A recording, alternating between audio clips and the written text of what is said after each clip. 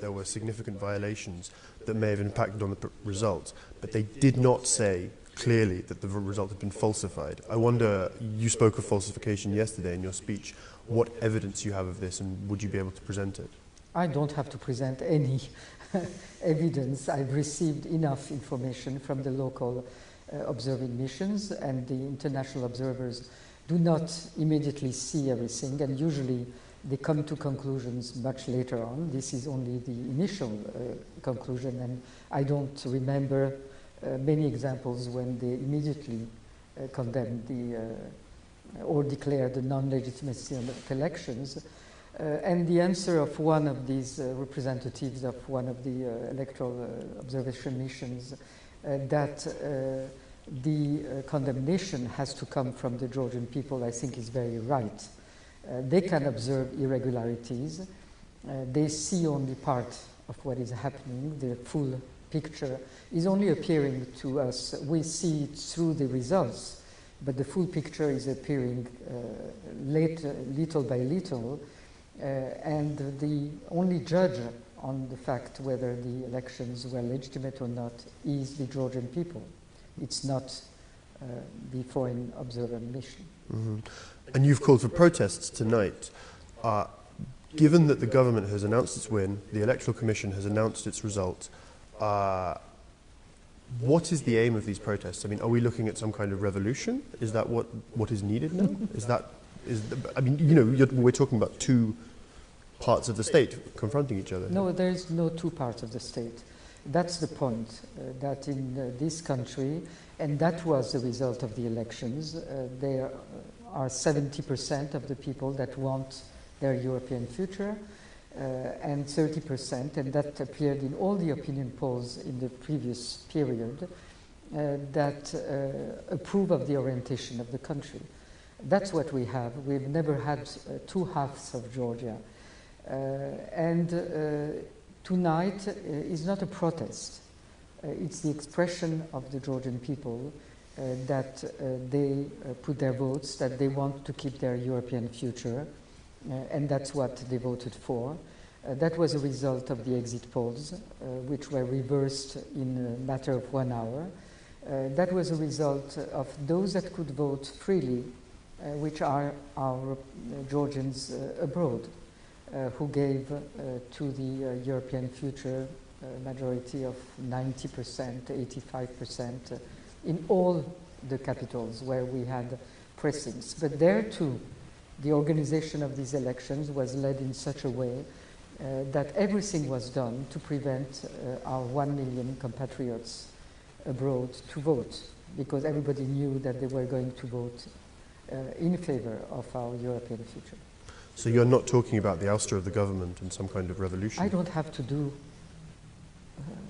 Did you see my role as a president and as the only one independent institution in this country is certainly not to destabilize the country, but it is to seek to protect the population, to let the population express its will and its opinion, and try to protect, with the support of our European and American friends, to protect the European way of Georgia, because what we are going to see otherwise is a ruling party implementing the pre-electoral program that they have announced very publicly, which is to arrest the opposition leaders, to suppress the civil society and the non-governmental organizations through the Russian law implementation, to put under control the media of the opposition. In other words, not only to have a one-party rule, but one-party dictatorship.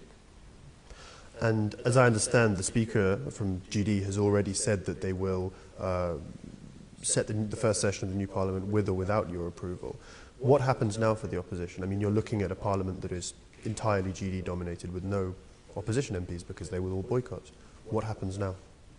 First of all, what happens is what we're going to see on the street tonight. Then I think that the opposition parties have their own strategy, which they will probably let me know, which I know Partly could be that they would ask for new elections with the support of our European partners. Before that, they might ask for a thorough investigation of the alleged facts of the elections, more than what is yet out in the reports. It's for them to determine the future of the actions, but I don't see how those opposition parties could go into a parliament in which the ruling party is threatening them of being arrested the day after. Mm-hmm. It seems likely to me that many of those who attend the protest tonight will see their aim as ousting the government from the streets, as happened in 2003. What would you say to those people? I don't know that this, for the time being, this protest, and that's how it has been understood, as it was for the Russian law, it was to rescind the Russian law, and nobody at that time even tried to out the government.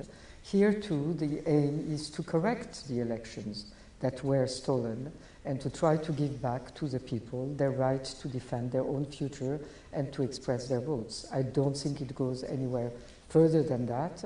The attempts to qualify it differently, now they're simply defending their constitutional rights. Nobody here is challenging the constitutional order of Georgia. That is not what I will support, and that is not what the people are out for, because you have to know that the Georgian population, and I think it was shown very well during the two episodes last year and this year of the protests against the Russian law, is very clear about the fact that we are in a very tense geopolitical environment and that we know that we do not want to produce destabilization.